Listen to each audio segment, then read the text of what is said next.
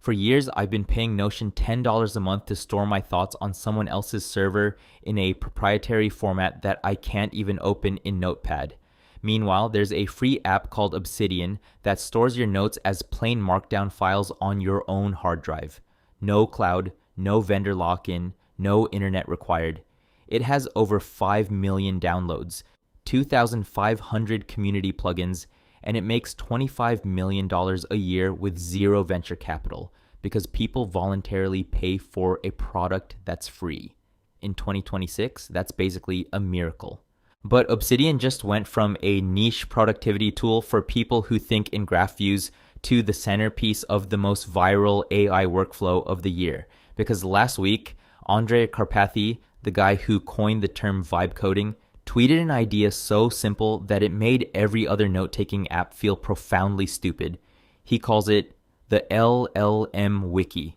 That tweet got 20 million views in 3 days. If you've never heard of Obsidian, here's the pitch. It's a note-taking app where every note is just a markdown file sitting in a folder on your hard drive.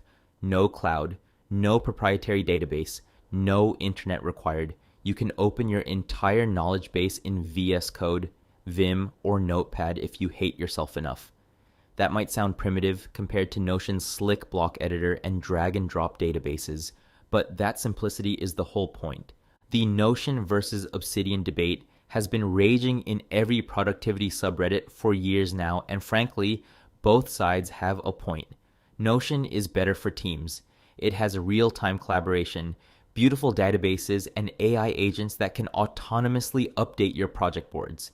If your company runs on Notion, switching would be insane.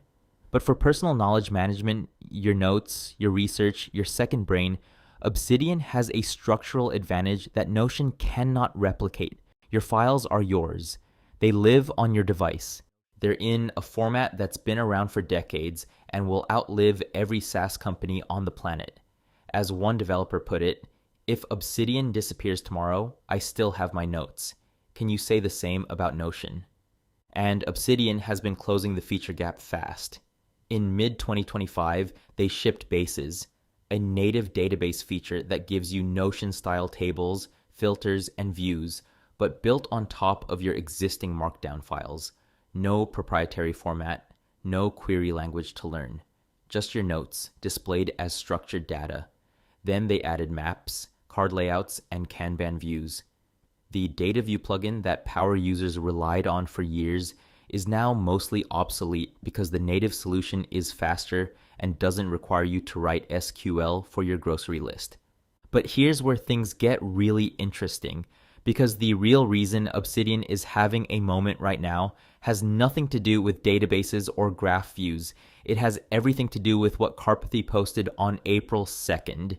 And the core insight is one of those things that's obvious once someone says it out loud. Most people's experience with AI and documents looks like RAG. You upload files, the model retrieves relevant chunks at query time, and generates an answer. This is how Notebook LM works. It's how ChatGPT file uploads work. It's how most enterprise AI systems work. And it's fundamentally broken for building knowledge over time. The problem is that nothing accumulates. Every session starts from scratch. Ask a question that requires synthesizing 5 different documents, and the AI has to hunt for and reassemble all 5 fragments every single time. The chunking destroys context. The embeddings miss nuance.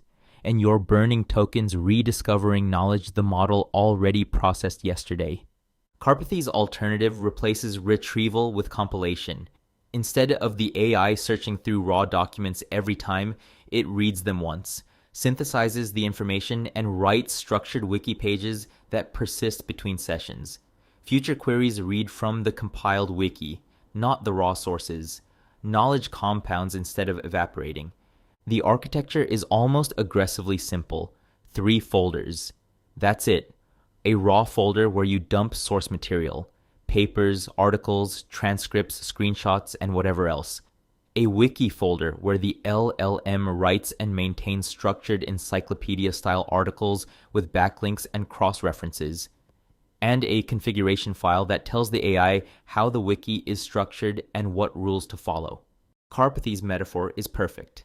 Obsidian is the IDE. The LLM is the programmer. The wiki is the code base. You feed it raw material. The AI reads everything, writes structured pages, creates cross-references between related concepts, maintains an index, and even runs health checks to find contradictions or stale information. His wiki on a single research topic grew to about 100 articles and 400,000 words. He didn't write a single word of it directly. And Claude Code is the engine that makes this work. Because Claude Code can read files directly from your local file system, you just point it at your Obsidian vault and start talking. No API setup, no vector database, no embedding pipeline, no infrastructure to provision. You just type a question in your terminal and Claude reads your entire knowledge base in a single session. Thanks to that million token context window that's finally being used for something other than pasting in entire code bases and asking, what does this do? The response was immediate and slightly unhinged. Within days of Karpathy's tweet, the GitHub gist had over 5,000 stars and 1,900 forks. Multiple open source projects appeared. Claude Obsidian, Obsidian Wiki, Second Brain LLM Wiki Compiler, all implementing the pattern with different flavors. One project lets you type /wiki in Claude Code and it sets up the entire folder structure, schema file, and workflows automatically. Another ingests your Claude Code conversation history, Slack logs, and meeting transcripts and compiles them into wiki articles while you sleep. Someone named Farza took 2,500 entries from his diary, Apple Notes, and iMessage conversations, and built a personal Wikipedia about his own life. 400 articles covering his friends, his startups, his favorite anime, and how each one impacted him. Karpathy retweeted it and pointed out something worth noting. Unlike AI memory systems that are implicit and hidden inside some company servers, this wiki is explicit, inspectable, and yours. You can see exactly what the AI knows about you. You can correct it, and if you switch providers, you just point a different model at the same folder. Now, is this the death of RAG? No.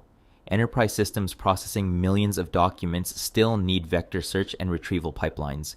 But for personal knowledge management, your research, your notes, your projects, rerunning embeddings every time you ask a question is like rebuilding your house every time you want to find your keys. The broader trend here is worth paying attention to. We've spent years building increasingly complex infrastructure to make AI work with documents, vector databases, embedding models, chunking strategies, and retrieval pipelines. And Karpathy's argument is that for personal scale, all of that is unnecessary overhead. Plain markdown files and a smart enough model are all you need. The LLM isn't a search engine over your docs. It's a knowledge engineer that compiles, cross-references, and maintains a living wiki. This is also, whether people want to admit it or not, a philosophical win for the local first movement. Notion has 100 million users and massive VC backing. Obsidian has 5 million users, 0 investors, and a product that works without an internet connection. And right now, Obsidian is the one sitting at the center of the most viral AI workflow of 2026. Not because it has the best AI features, but because it stores your data as plain text files that any AI can read.